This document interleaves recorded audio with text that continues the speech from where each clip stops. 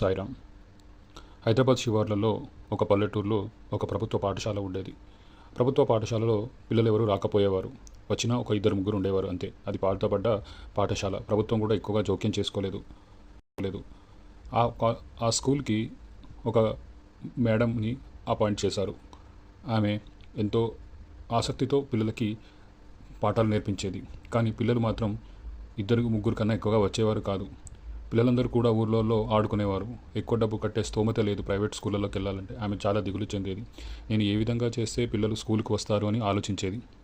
ఒకరోజు ఉదయం ఎంఈఓ కూడా స్కూల్కి వచ్చి, ఈ స్కూల్ త్వరలోనే మూసేస్తాము, ఇక్కడ విద్యార్థులు రావట్లేదు అని ఆమెకు చెప్పారు. ఆమెకు అది చాలా బాధ కలిగించింది.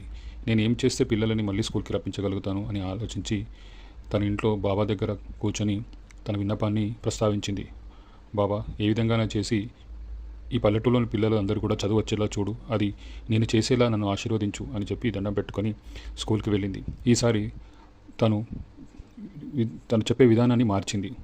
తను చెప్పేదంతా కూడా కథల రూపంలో ఆసక్తికరంగా పిల్లలు ఆడుతూ పాడుతూ నేర్చుకునేటట్టు పాఠాలు చెప్పింది. అది చూసి ఇద్దరు ముగ్గురు పిల్లలు వచ్చారు. ఆ విధంగా రోజు రోజుకి గణనీయంగా పిల్లలు పెరుగుతూనే ఉన్నారు. పిల్లల్లో ఆనందం, పిల్లల్లో చదవాలనే ఆసక్తి బాగా పెరిగింది.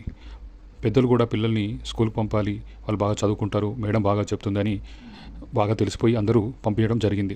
ఈ విధంగా రోజు రోజుకి గణనీయంగా స్కూల్లోని అటెండెన్స్ బాగా పెరగడం వల్ల అందరూ స్కూల్కి రావడం, ఆ స్కూల్ యొక్క భవనం యొక్క రూపురేఖలు కూడా మారిపోయాయి.